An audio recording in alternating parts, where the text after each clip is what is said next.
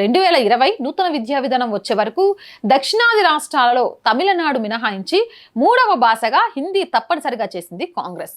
2020 నూతన విద్యా విధానం ప్రకారం అన్ని రాష్ట్రాలకు త్రిభాషా సూత్రం అమలు చేయాలి. అంటే కాంగ్రెస్ ప్రభుత్వం తమిళనాడు కోసం మాత్రమే గతంలో ప్రత్యేకంగా ఇచ్చిన ద్విభాషా మినహాయింపు తీసేశారు.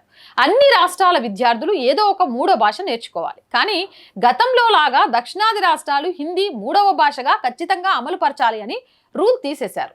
మూడవ భాషగా ఏదైనా దేశీయ భాష నేర్చుకుంటే చాలు అని పెట్టారు. అంటే గతంలో హిందీ మూడవ భాష నిర్బంధం, ఇప్పుడు మూడవ భాష ఏది అనేది రాష్ట్రాల ఇష్టం.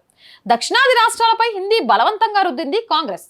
దక్షిణాది వాళ్ళు 60 సంవత్సరాలు మోసిన ఉత్తరాది పార్టీ కాంగ్రెస్ పార్టీయే త్రిభాషా సూత్రం పెట్టి హిందీ దక్షిణాదిన బలవంతంగా రుద్దింది. అప్పుడు తమిళ తంబీలు గొడవ పెట్టి హిందీ వద్దు ద్విభాష చాలు అని హిందీ ఆపుకున్నారు. అప్పుడు ఆంధ్రాలో, కర్ణాటకలో, కేరళలో వామపక్ష మేధావులకు, కాంగ్రెస్ మేధావులకే రాజకీయ గొంతు ఉండేది, కానీ బీజేపీ సోయిలో లేదు. అప్పుడు వీరంతా గొడవ చేసి ఒక్క తమిళనాడుకు మినహాయించి దేనికిచ్చారు? మా మిగతా దక్షిణాది రాష్ట్రాలకు కూడా మినహాయింపు కావాలి, మాకు హిందీ వద్దు, తమిళనాడు లాగా మా రాష్ట్రాలకు ద్విభాష చాలు అని ఎందుకు గొడవ చేయలేదు?